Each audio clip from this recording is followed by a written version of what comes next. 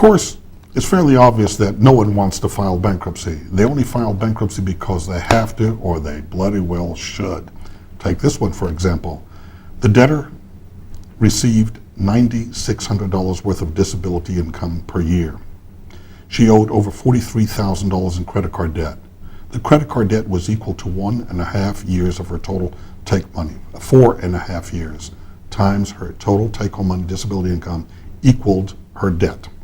Not wanting to file bankruptcy, she talked her mother into mortgaging mom's home for $30,000. Then she used the $30,000 to pay down the $43,000 down to $13,000 worth of debt remaining. 6 months later, unable to repay the $13,000 still owing, she filed bankruptcy. Not very smart. Again, the same thing. The point, see your favorite bankruptcy lawyer as soon as possible, then file bankruptcy. If you do not, see your brain surgeon as soon as possible. That's what's required. The next one, a debtor with $33,000 of dischargeable debt came to see me. Instead of filing immediately, he delayed, and several creditors sued and obtained final judgments against him. Then one of his judgment creditors, had already been to court, already had a final judgment, seized his $7,300 that was in his bank account. Only then did he run in to file bankruptcy. His bankruptcy trustee got the money back from that one creditor and distributed pro rata to his creditors. But if I remember correctly, most of that went to the IRS, so he was lucky. Non-dischargeable tax debt was paid in part by the trustee who recaptured this money. But this is what happens if you wait too long. Don't just sit there. Do something. And you know what to do. See your favorite bankruptcy lawyer as soon as possible. The next one. The bankruptcy code allows each debtor to keep, among other things, $1,000 worth of personal property if they keep a home, or $5,000 worth of personal property if they do not keep a home. The facts in this case are simple. One of my clients was keeping a home but failed to list in her bankruptcy pleadings $5,000 she deposited into her bank account 2 weeks before filing. $3,000 tax refund that she was going to get very shortly. $7,000 of a personal injury claim for an accident she had before filing. Her bankruptcy trustee got all of that, $15,000. Then she said, I need that $15,000 for blah, blah, blah, blah. I said, you don't need the $15,000. You need millions and billions of dollars. But you're not going to get millions and billions, and you're not going to get the $15,000. They were above your exemption limits. The trustee gets them. If you had shown them, if you had listed them in your bankruptcy information sheets, I would have seen that. I would have told you what to do to wait. She then wasted 30 minutes trying to tell me trying to compel me into telling her that, all right, in your case, you can get it. I finally told her that I could do that if she had $150 million in free speech contributions that we could make to Congress to change the law just for her. She didn't have that kind of money, so we didn't do that. So this failure to disclose was not very smart. It was rather dumb. The point is, in a bankruptcy case, we always over-disclose. We don't do it in any other area of law, but in bankruptcy, we over-disclose. Don't get sneaky. Not the time to do it. Next case.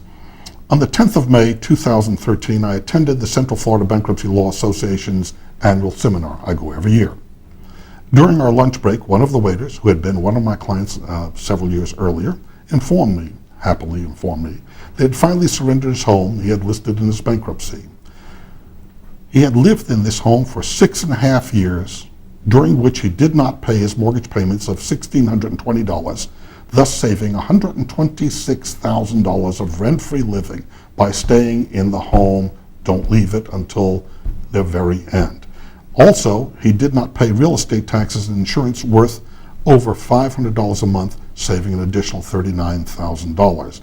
That's $165,320 worth of rent-free living staying in the same home. Was this smart? No. This was absolutely brilliant. I've had other cases where the mortgage company's foreclosing department, they've received the bankruptcy notice, they send the file over to the bankruptcy department. Somewhere along the line, the file is lost and these people stay there. I remember one case where a young lad came to see me. the day before Bill Clinton was elected president in 1992, November 92.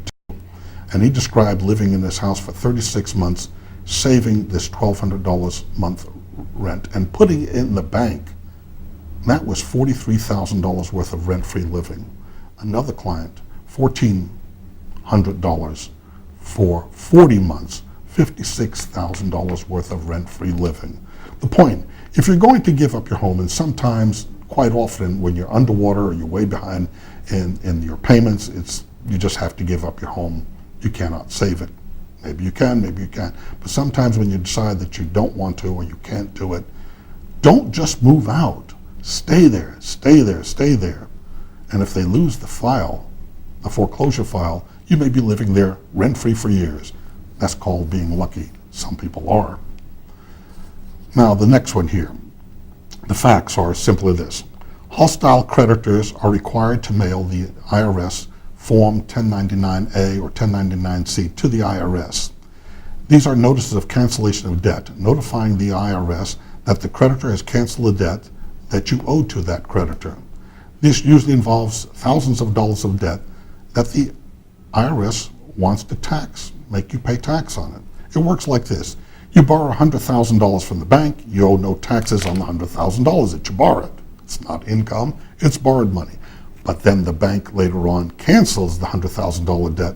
The IRS says that you owe tax on the $100,000 of canceled debt. If you file bankruptcy and discharge the debt before a creditor files this 1099-C, there is no debt to be canceled. Bankruptcy discharges it, so you don't have to worry about the taxes.